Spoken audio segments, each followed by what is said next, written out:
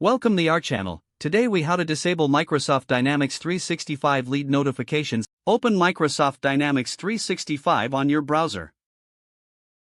Log into your account with your credentials. Navigate to the settings icon in the top right corner. Click on Advanced Settings from the drop-down menu. In the new window, look for Settings in the navigation pane. Select Administration from the available options. Locate and click on System Settings to open the Settings window. Switch to the Lead tab within the System Settings. Find the option labeled Notify me when a lead is assigned to me. Uncheck the box next to this option to disable the notifications. After making your changes, scroll down to the bottom of the Settings window. Click on the OK button to save your changes. Close the Settings window to return to the main interface.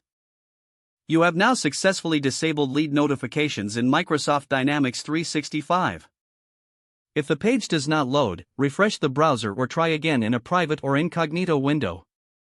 Make sure you are using the correct email address, then retype it carefully to avoid small typos. If your password is not accepted, use the reset option and create a new strong password you can remember. Check your spam folder for verification or security emails, then complete any requested confirmation steps. Enable two-factor authentication if available to improve account security and reduce unauthorized access risk. After signing in, review your profile details so your contact information and settings are accurate and current.